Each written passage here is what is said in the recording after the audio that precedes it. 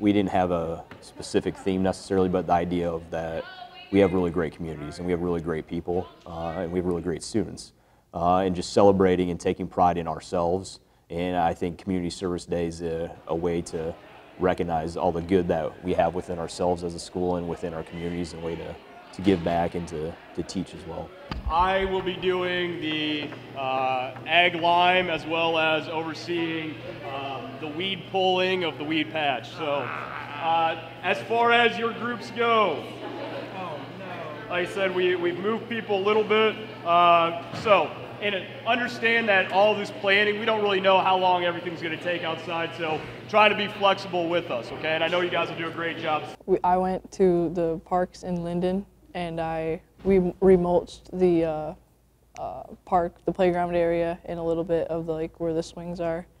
And we just picked up garbage and raked leaves and a bunch of other good stuff. So it was fun, nice. It was nice because we get to get our name out there in a good way. It's a nice way for everyone to get involved in something that is a positive change, and I think that was a good thing about it.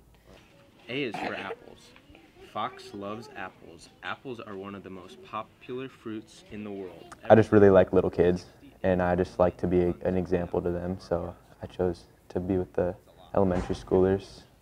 Well, after we got to hang out with them at recess, play with them at recess, and when we were lining up, all the little kids were just gathering around me. Every single one of them was trying to hold my hands, and I'm like, I can't hold 6 hands right now.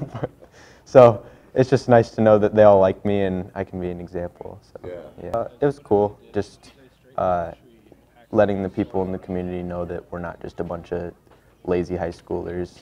Getting out there and doing some work was cool. Just to give back to my old teachers that I had at Tampico and everything, and see my little cousin, and just be with the little kids, because I love being with kids. It's one of my favorite things. So was there any teachers there that you had? Yes, actually the second grade teacher, her name is Mrs. Fordham.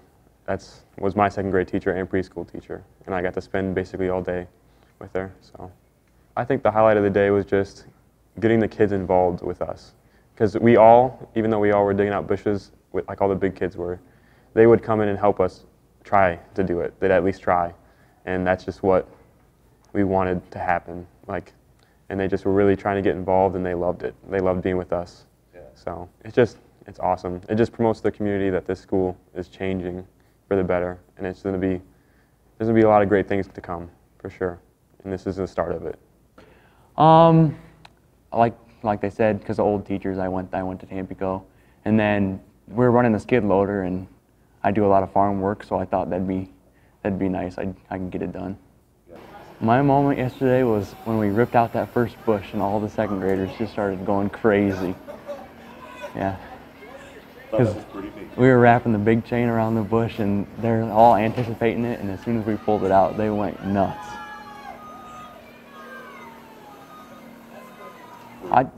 I thought it was great because there's a lot of negative in this world now, and I think that brought it out and showed everybody in all 3 communities, Linden, Tampico, and Provincetown, that our high school young teenagers can actually do something for this world. Yeah. Where did you go yesterday? I went to the Winning Wheels to help out. It was fun, like seeing them all happy and stuff, playing card games, and working in the wood shop with them. Oh, did you? That was fun, yeah. All right. So pretty much what we did and every time that we rotated was every 25 minutes. So in one class we would have done painting pumpkins to set on somebody's doorstep with a poem under it, kind of like kindness rocks, yeah. Kindness rocks. Yeah, exactly. And then in another class we would have made little placemats for Pat's table. Right. And what was of all you did yesterday, what was your favorite thing? Probably the painting pumpkins. Was it? You got a thought who was going to, though, or not? No, not really. Just probably drop it off at somebody's house. Hopefully they find it. Yeah, that was the point of the whole thing, was to spread positivity and help out the community. Favorite part? Ooh, probably the sticky notes on the lockers, because it was fun getting to make tons of them and put them on people's lockers and then go see their reactions to them. Okay. Yeah, that was one of our goals, was to not just keep it in one, organization or group. We wanted to spread it around and have enough for everything and everyone. Yeah.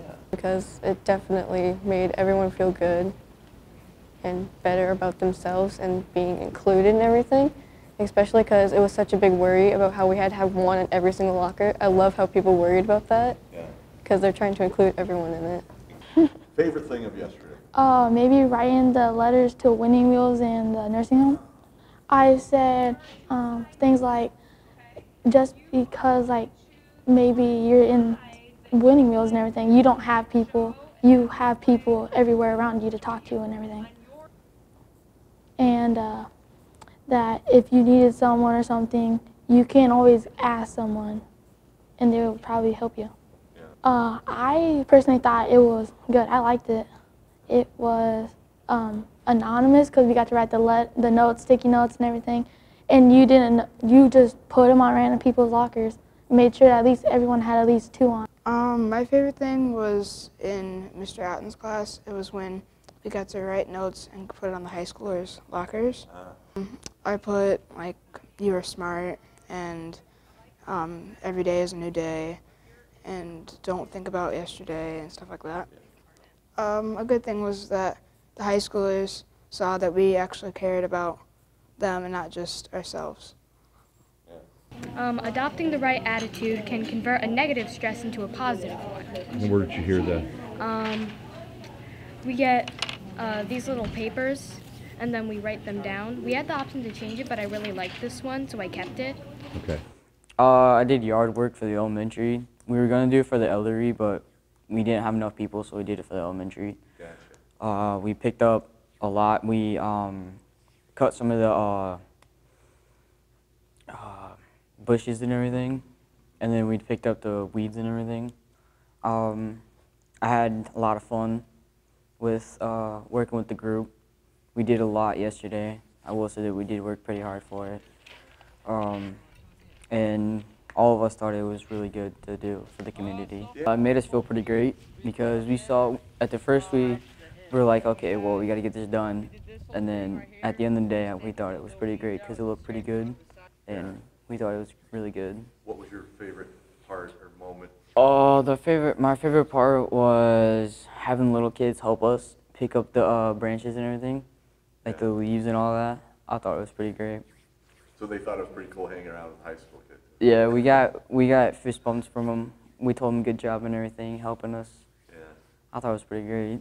And they shared their stories with us, telling us how a lot of them got into the wheelchair or had to go to that home. Yeah.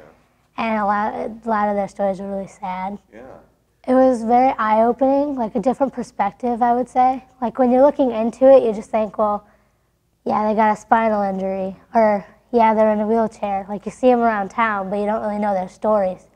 And so you don't know how they have to live. You don't know what they go through or the judgment that's passed on. When everywhere they go, they are judged because they're in a wheelchair, or it takes them longer to form a sentence.